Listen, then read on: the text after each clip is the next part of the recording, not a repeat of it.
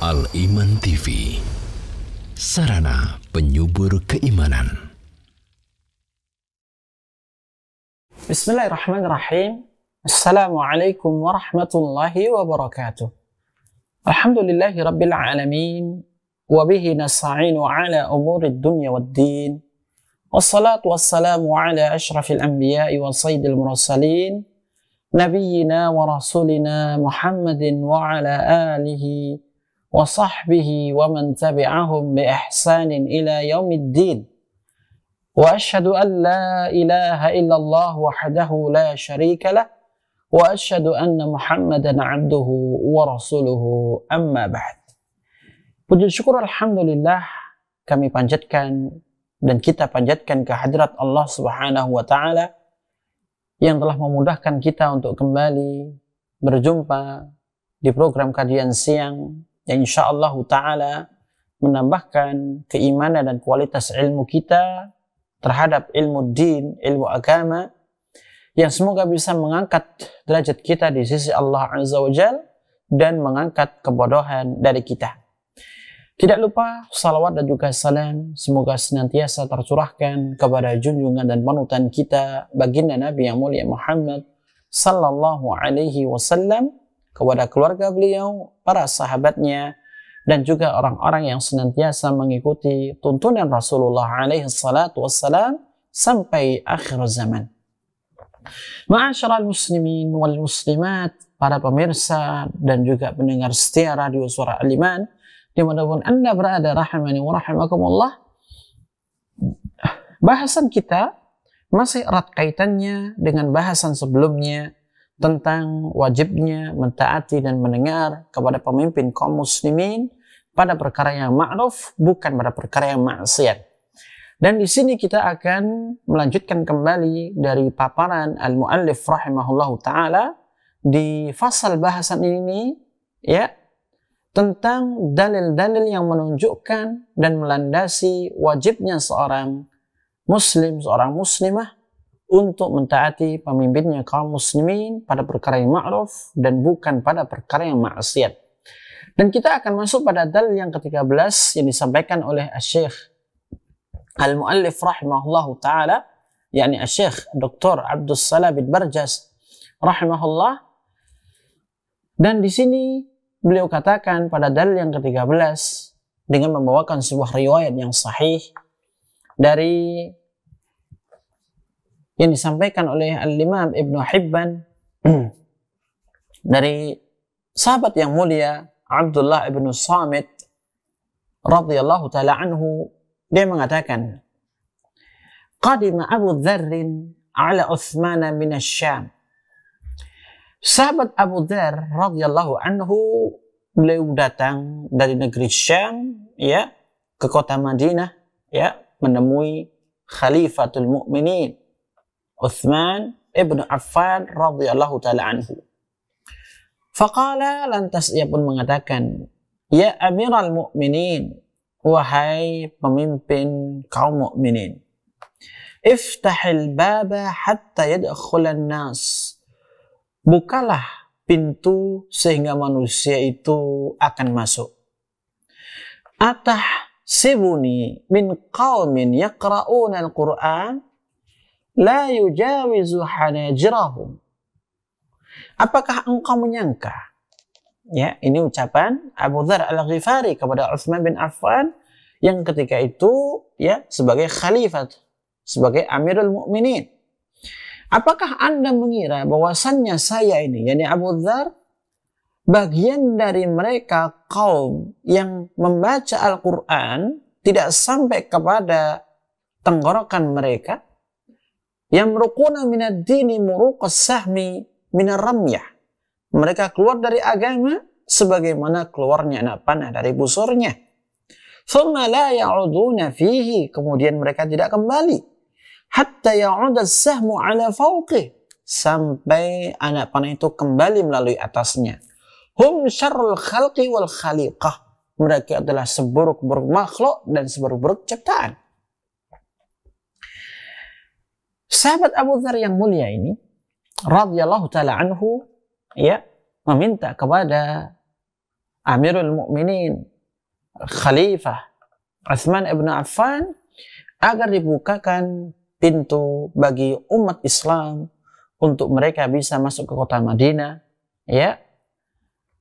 Dan ini merupakan satu kondisi di awal-awal munculnya fitnah di zaman Khalifah Utsman ibn Affan.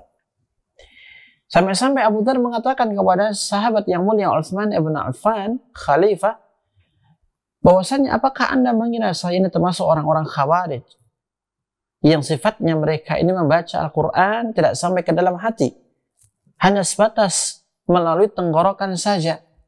Mereka keluar dari agama sebagaimana keluarnya anak panah dari busurnya, tidak pernah kembali lagi kepada al-haq, tidak pernah kembali kepada kebenaran. Kemudian Abu Dzar melanjutkan ucapannya, ya, mereka ini orang-orang Khawarij yang menentang pemerintahan Utsman bin Affan adalah seburuk-buruk makhluk. Ya, tidak ada makhluk yang paling buruk melebihi mereka, yang menentang penguasanya, memberontak penguasanya, mencela, menghina, merendahkan Khalifatul Rasyid Utsman ibn Affan radhiyallahu taala anhu. Kemudian sahabat Abu Dzar kembali mengatakan, "Walladzi nafsi biyadihi," demi zat yang jiwaku berada di tangannya, "Lau amartani an aquda lama qumtu." Ya Amir, wahai Amirul Mukminin, ya Khalifah Utsman bin Affan, jika seandainya Anda memerintah saya untuk duduk, pasti saya tidak akan berdiri. Lama qumtu, ya, pasti saya tidak akan berdiri, saya akan duduk. Walau amartani an akuna qa'iman laqumtu ma amkantani rijlaya atau ma amkanatni rijlaya. Dan jika engkau memerintahkan saya untuk berdiri, pasti saya akan berdiri sesuai dengan kemampuan kedua kakiku ini. Walau rabattani ala ba'id lam utliq nafsi hatta takuna anta alladhi tutliquni.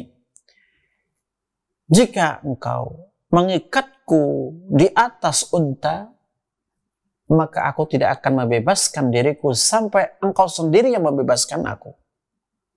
Ini ucapan Abu Dzar Al-Ghifari radhiyallahu taala anhu kepada sahabat Utsman bin Affan sebagai khalifah, yang mana dia meyakinkan kepada sahabat Utsman bahwasannya Abu Dzar ini di atas akidah yang benar, manhaj yang benar, di atas apa yang telah diajarkan oleh Rasulullah SAW dari mentaati pemimpin, mendengar kepada pemimpinnya.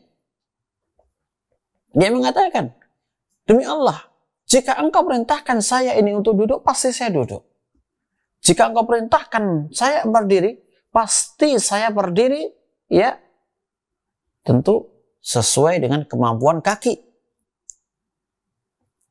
Jika seandainya engkau mengikat saya di atas unta, maka saya pun tidak akan pernah berusaha untuk melepaskan diri sampai engkau sendiri yang melepaskan diriku. Kemudian, thumma sta'dzanahu an ya'tiya ar-rabadah. Kemudian Utsman bin Affan mengizinkan Abu Dzar untuk mendatangi satu tempat, Rabadah namanya. Fa'adzina lahu, ya, maka diizinkan. Jadi Abu Dzar Al-Ghifari setelah menyampaikan ucapannya tadi, dia meminta kepada Utsman bin Affan untuk diizinkan memasuki satu wilayah, Rabadah. Lantas dia pun, Abu Dzar mendatanginya. Fa'idha abdun ya'umuhum, maka ia mendapati seorang budak sedang mengimami kaum muslimin di tempat itu. Faqalu, ya, lantas mereka penduduk tempat itu mengatakan, Abu Dzar, ya, dalam bahasa kita, Abu Dzar datang, Abu Dzar datang. Ya, siapa yang tidak kenal dengan sahabat ini? Abu Dzar Al-Ghifari, sahabiyun jalilun karimun, fadil, seorang sahabat yang mulia, ya, yang mana dia merupakan salah satu pembesar para sahabat. Ketika datang sahabat ini Abu Dzar, ya, maka masyarakat tahu, kaum muslimin mengetahui kedatangannya. Nah, di waktu itu dia mendapati ada seorang budak yang mengimami masyarakat. Maka apa yang terjadi? Fanakasal abdu. Maka budak tadi ketika dia mendengar kedatangan Abu Dzar, pada kondisi dia menjadi imam, maka dia agak sedikit mundur. Faqila lahu, maka dikatakan kepada budak tadi, taqaddam, kamu tetap maju. Faqala, lantas dia pun mengatakan, yakni Abu Dzar, awsani khalili sallallahu alaihi wasallam bitsalath, telah mewasiatkan kepadaku kekasihku, yaitu Nabi yang mulia alaihi salatu wassalam, dengan 3 perkara. An asma'a wa uti'a, agar aku mendengar dan taat.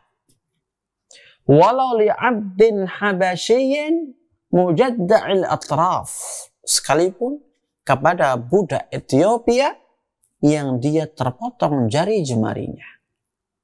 Nah, riwayat ini dibawakan oleh al-muallif rahimahullahu ta'ala untuk menunjukkan kepada kita bagaimana tatkala dalam salat jamaah saja, ya, yang diimami oleh seorang budak Ethiopia, bukan dari bangsa Arab, itu pun seorang muslim harus mengikuti dan mentaati, ya, apa yang dilakukan oleh imam tersebut. Tidak boleh membuat satu jamaah tersendiri. Nah, pada kasus ini, seorang budak tadi, dia ketika mengetahui kedatangannya Abu Dzar, dia mundur sedikit ke belakang. Maka setelah diketahui oleh Abu Dzar, dia pun diperintah untuk maju dan melanjutkan sholatnya. Nah, maksud dari riwayat ini, kenapa al-muallif menyampaikannya di dalil yang ke-13, menunjukkan kepada kita bahwasannya wajib hukumnya bagi seorang muslim, seorang muslimah, tatkala mereka berada di atas kepemimpinan seorang muslim, maka dia harus wajib mendengar dan mentaatinya. Bagaimana ucapan Abu Dzar kepada Utsman ibn Affan, "Walladzi nafsi biyadihi, law amartani an aquda lama qumtu." Demi zat yang jiwaku berada di tangannya, jika engkau menyuruhku, ya, untuk duduk, pasti aku tidak akan berdiri. Law amartani an aquma lakumtu. Jika engkau memerintahkan diriku untuk berdiri, pasti aku akan berdiri, ya, selagi kedua kakiku ini kuat. Jika engkau mengiatku di atas onta, sungguh aku tidak akan melepaskan diri sampai engkau sendiri yang melepaskan diriku. Ini menunjukkan bagaimana totalitas ketaatan ketundukan seorang Abu Dzar, sahabat yang mulia, ya, kepada pemimpinnya Utsman ibn Affan radhiyallahu taala anhu. Yang kedua, bagaimana sahabat Abu Dzar, seorang sahabat dari kalangan bangsa Arab, memiliki keutamaan, itu pun, ya, mengikuti gerakan-gerakan salat dari seorang budak Ethiopia yang menjadi imam salat. Inilah yang melandasi bagi kita kaum muslimin untuk selalu mendengar dan mentaati pemimpin kaum muslimin pada perkara yang ma'ruf, bukan pada perkara maksiat. Kemudian dalil yang ke-14 dikatakan oleh al-muallif rahimahullah, akhraja Ibnu Abi Asim fi sunnah anil Miqdam ibn Ma'di Karib anna Rasulullah sallallahu alaihi wasallam qala. Ibnu Abi Asim telah mengeluarkan satu riwayat dalam kitab As-Sunnah dari Miqdam bin Ma'di Karib, bahwasannya Rasulullah alaihi salatu wassalam bersabda, "Ati'u umara'akum mahma kana." Taatilah pemimpin-pemimpin kalian, ya, mahma kana, bagaimanapun dia. Fa in amarukum bi syai' mimma lam atikum fahuwa alaihim. Yang pertama Nabi katakan, taatilah pemimpin kalian bagaimanapun dia. Jika mereka memerintahkan kalian, fa'in amarukum bisyai', dengan sesuatu, mimma lam atikum bihi, sesuatu ini tidak atau bukan termasuk dari perkara yang aku bawa kepada kalian, artinya bukan dari agama, atau termasuk perkara yang menyelisih agama, yang tidak dituntunkan, dicontohkan oleh Nabi yang mulia alaihi salatu wassalam, fahuwa alaihim, maka dosanya itu kembali kepada mereka. Dosanya kembali kepada mereka. Jika ada pemimpin yang memerintahkan kaum muslimin, kita sebagai umat Islam, untuk melakukan perkara yang berseberangan dengan agama, bertolak belakang dengan sunnah Nabi, bertolak belakang dengan akidah Islam, dengan manhaj yang benar, maka tidak boleh bagi kita untuk mengikutinya. Dan perbuatan tersebut yang diperintahkan kepada kaum muslimin untuk dilakukan, itu dosanya kembali kepada pemimpin tersebut. Wa antum minhu bara, dan kalian wahai kaum muslimin itu berlepas diri dari perbuatan tersebut. Wa in amarukum bi syai' mimma ji'tukum bihi, jika mereka itu memerintahkan kalian dengan perkara yang aku bawa dari agama ini, fa innahum yu'jaruna alaihi wa tu'jaruna alaihi, maka mereka itu akan diberikan pahala, demikian pula kalian pun akan diberikan pahala. Dzalikum bi'annakum idza laqitum rabbakum qultum, yang sedemikian itu ya karena tatkala nanti kalian akan bertemu kepada Rabb kalian, Allah Subhanahu wa taala, kalian akan mengatakan Rabbana la zulma, wahai Rabb kami tidak ada kezaliman. Fayaqul la zulma, lantas Allah pun mengatakan tidak ada kezaliman. Fayaqulun, maka mereka mengatakan Rabbana arsalta ilaina rusulan fa'ata'nahum, wahai Rabb kami, engkau telah mengutus kepada kami seorang atau rusulan, ya, para rasul, lantas kami pun mentaati mereka. Wastakhlafta alaina khulafa fa'ata'nahum, dan engkau menggantikan sepeninggal para rasul itu para pengganti, dan kami pun mentaati mereka.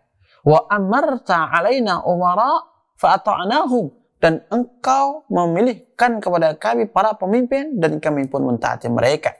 Fayaqul, lantas Allah pun mengatakan sadaqtum huwa alaihim wa antum minhu bara, kalian benar, ya, dosanya atas mereka para pemimpin, dan kalian itu berlepas diri dari perkara maksiat tersebut. Nah, riwayat ini ya yang pertama menunjukkan adanya perintah untuk mentaati kepada pemimpin kaum muslimin, ya, bagaimanapun dia, ya, pemimpin kaum muslimin bagaimanapun dia, selama dia muslim menegakkan salat, maka wajib untuk mentaatinya. Jika perbuatan yang diperintahkan itu perkara yang ma'ruf sesuai dengan apa yang dibawa oleh Nabi yang mulia alaihi salatu wassalam, maka wajib bagi kita untuk mewujudkan dan melakukannya. Jika perkara itu ya berseberangan atau bertolak belakang dengan din, dengan sunnah yang dibawa oleh Nabi yang mulia alaihi salatu wassalam, maka tidak ada kewajiban bagi kita untuk mentaati dan mendengar kepadanya pada perkara itu. Dan dosanya, ya, dosa dari perintah kepada maksiat itu akan ditanggung oleh mereka. Ya, akan ditanggung oleh mereka, bukan ditanggung oleh kaum muslimin. Karena kaum muslimin, ya, itu menegakkan ketaatan semata-mata karena Allah Subhanahu wa taala. Jika ada pemimpin yang nyuruh kepada yang mungkar, ya, dan kaum muslimin tidak mau melakukannya, maka ini adalah sikap yang sahih yang dibenarkan. Karena ketaatan itu ditegakkan semata-mata karena Allah, bukan karena pemimpin. Jika itu ma'ruf yang diperintahkan kepada kita, maka kita lakukan. Jika itu perkara yang mungkar dan maksiat, maka kita tinggalkan. Ya, jadi kita tatkala tidak mentaati pemimpin dalam perkara maksiat dan perkara mungkar, kita tidak mendapatkan dosa.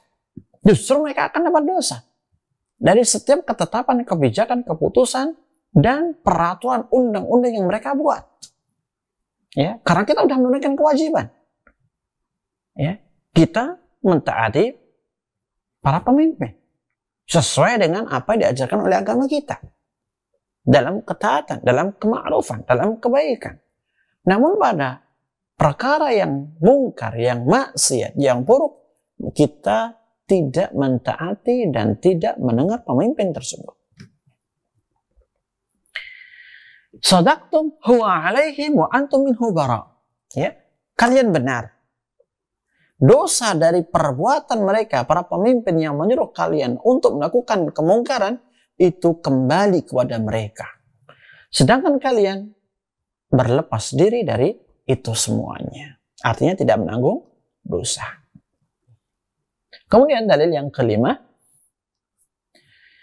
akhraja Ibnu Abi Asim fi sunnati an Abi Umamah al-Bahili qala sami'tu Rasulullah sallallahu alaihi wasallam yaqul.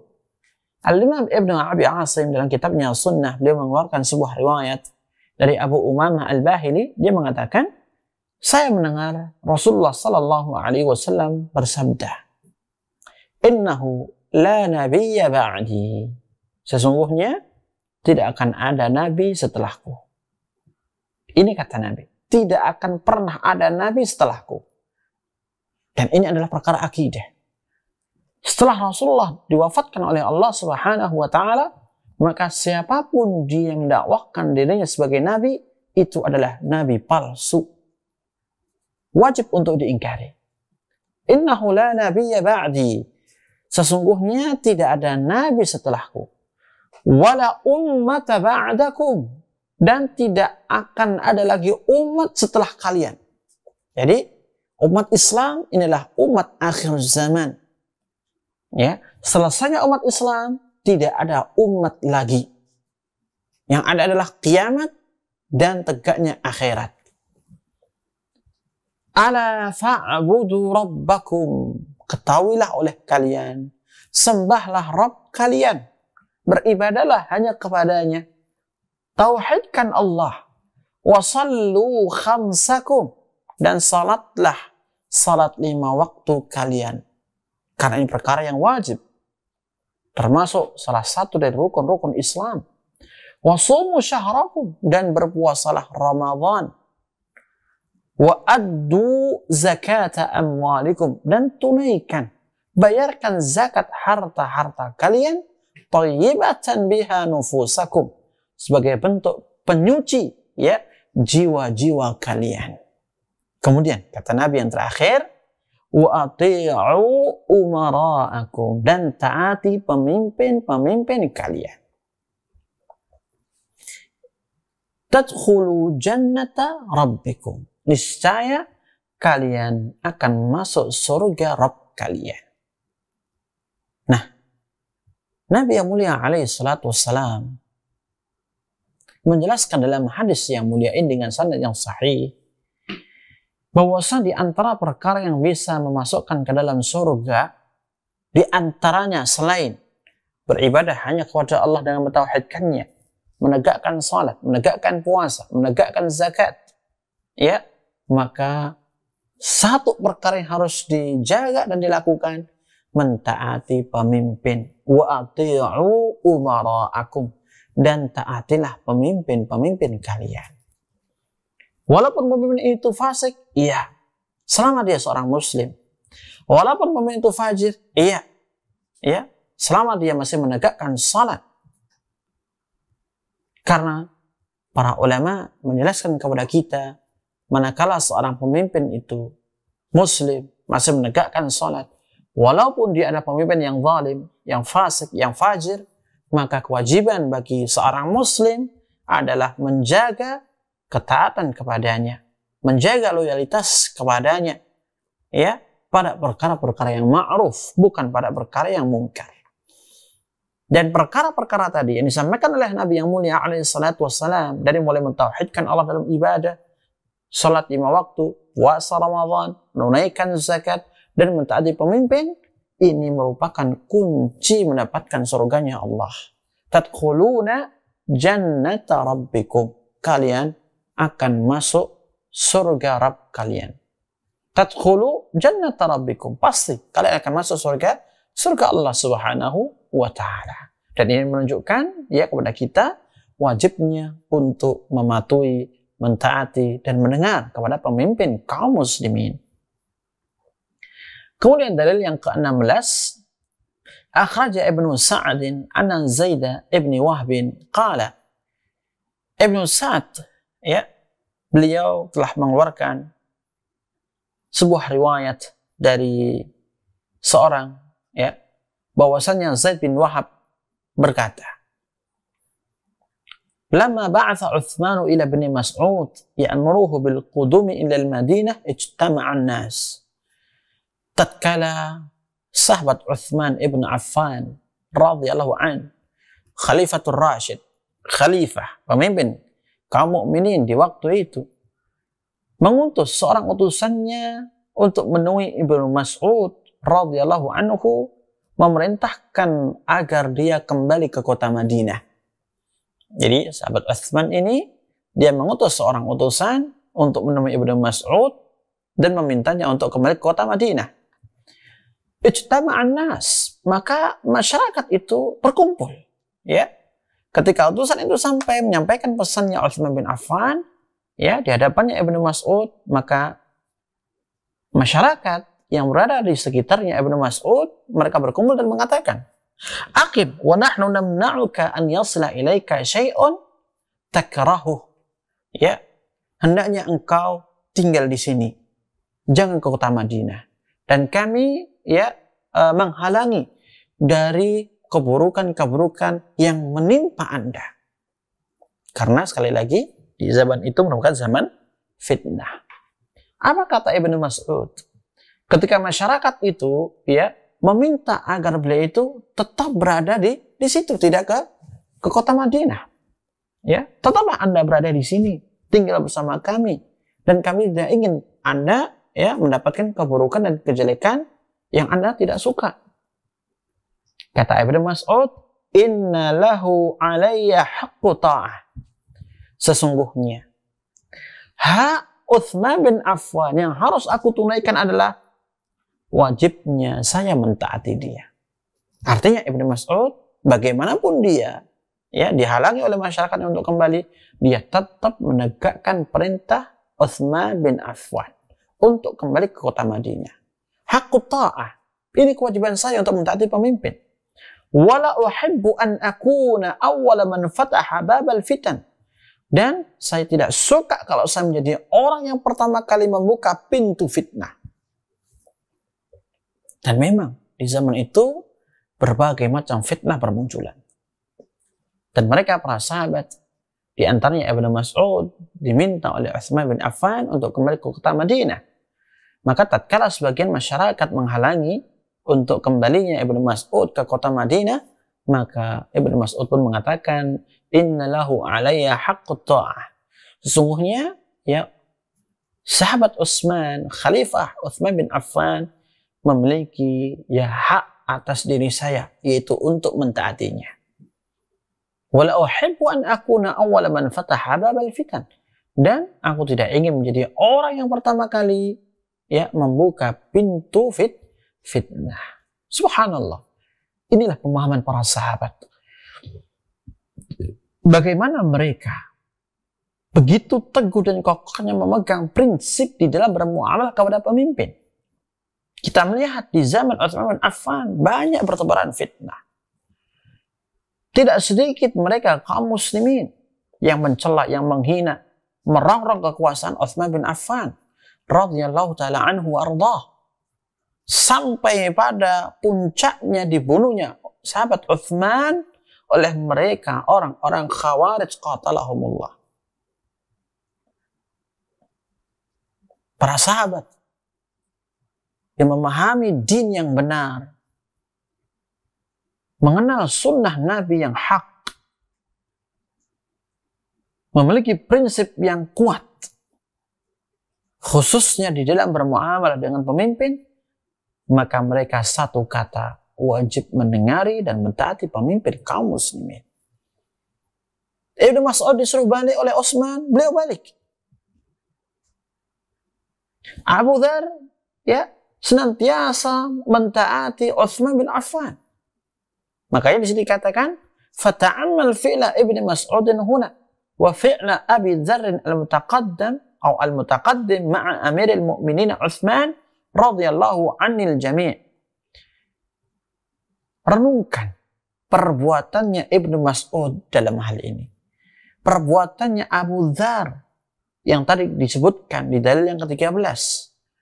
Bagaimana perbuatan mereka terhadap Amirul Mukminin, Khalifatul Rasyid, Utsman bin Affan.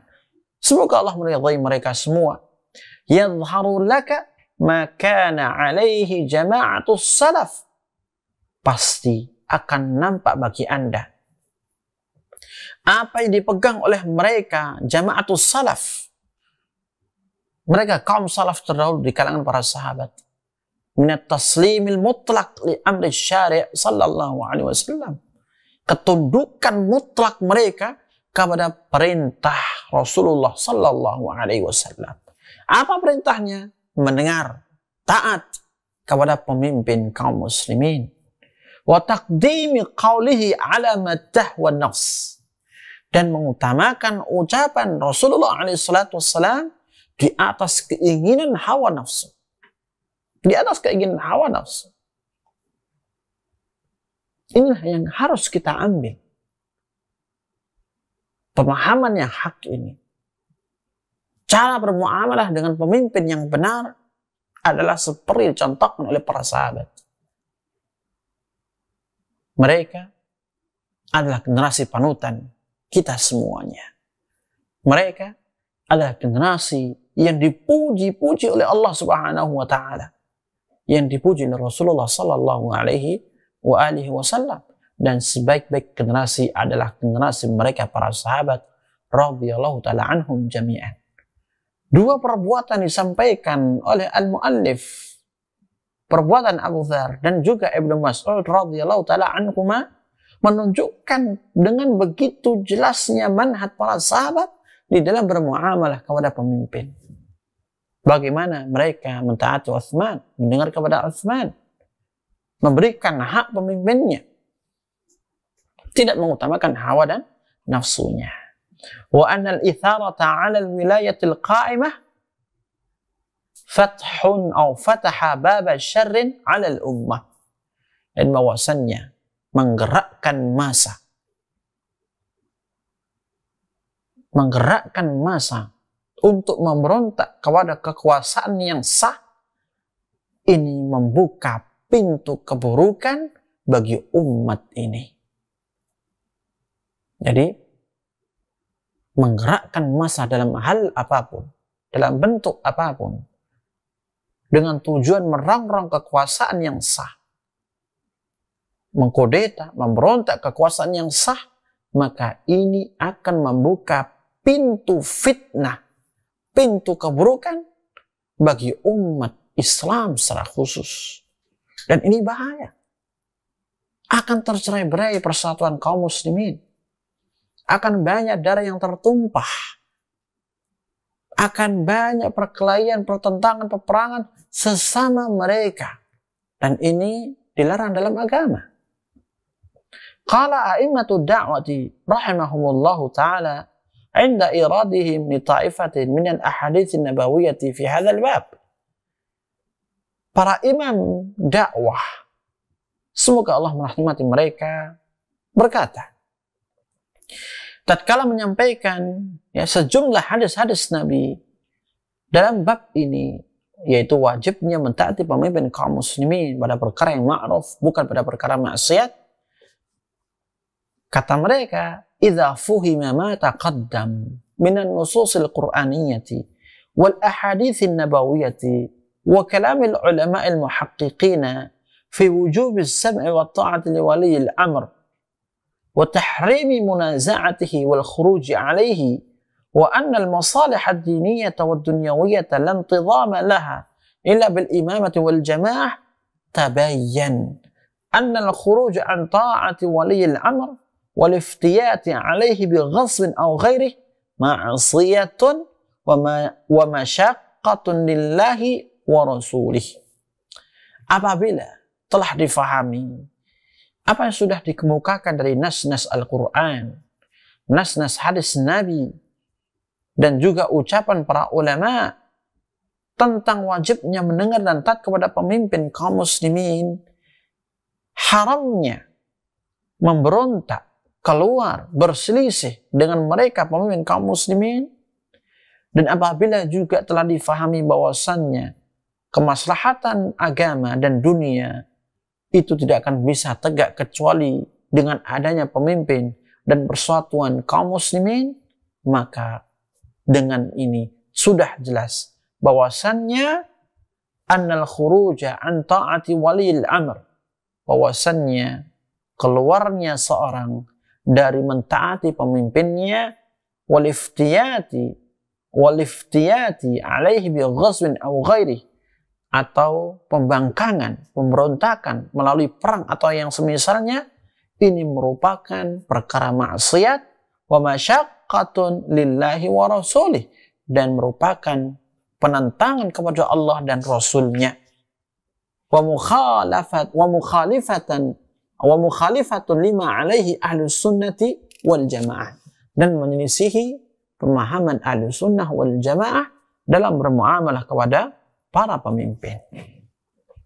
Nah, ini disampaikan oleh al-muallif dengan menukilkan ucapan mereka para ulama, menunjukkan kepada kita bahwasannya ketika dalil-dalil yang sahih dari Al-Quran dan juga dari hadis-hadis Nabi dalam perkara ini, ketika sudah menunjukkan wajibnya mendengar dan mentaati kepada pemimpin kaum muslimin, ya, maka jelas tidak dibolehkan bagi seorang pun untuk keluar dari ketaatan kepada pemimpinnya,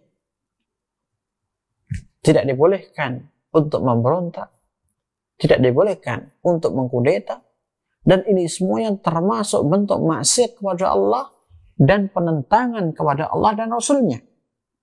Terlebih ini menyelisihi jalannya kaum salaf, mereka ahlus sunnah wal jamaah.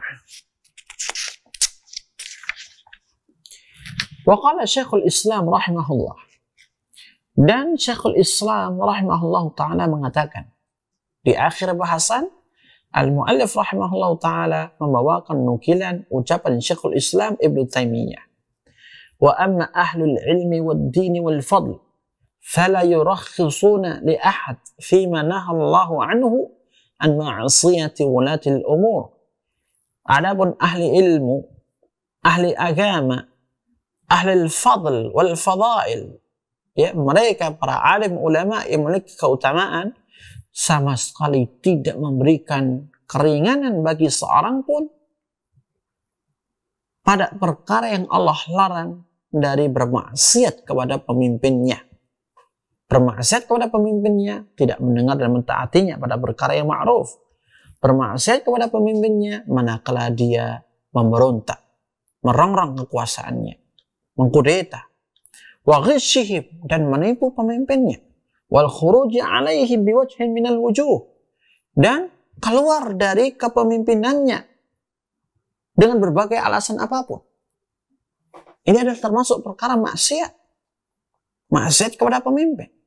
Kama qad urifa min adati ahli sunnati wad din qadiman wa hadithan wa min sirati ghairihim, sebagaimana hal ini telah diketahui dari kebiasaan ahli sunnah, ahli agama dari zaman dulu maupun sekarang, dan dari kisah sejarah mereka bagaimana bermuamalah kepada para pemimpinnya. Nah, ucapan Syekhul Islam ini menunjukkan juga kepada kita bahwasannya ahli ilmu di kalangan para ulama dahulu yang berada di atas pemahaman yang benar ahli sunnah wal jamaah, mereka sepakat satu kata, tidak dibolehkan bagi siapapun untuk bermaksiat kepada pemimpinnya.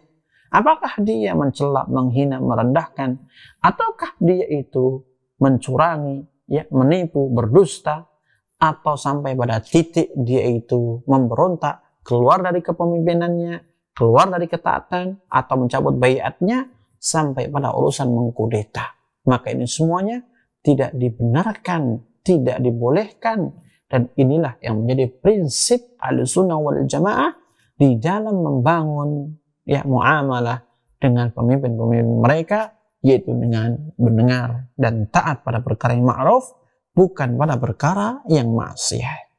Baik, dengan demikian ya, apa yang disampaikan oleh al-muallif Syekh Abdul Salam bin Barjas rahimahullah pada fasal bahasan wajibnya mendengar dan taat kepada pemimpin pada perkara yang baik, perkara ma'ruf bukan maksiat, ini telah selesai, dan insyaallah taala di pertemuan berikutnya kita akan masuk pada fasal yang kelima tentang anjuran untuk mengingkari kemungkaran dan cara mengingkari kemungkaran yang dilakukan oleh pemimpin kaum muslimin.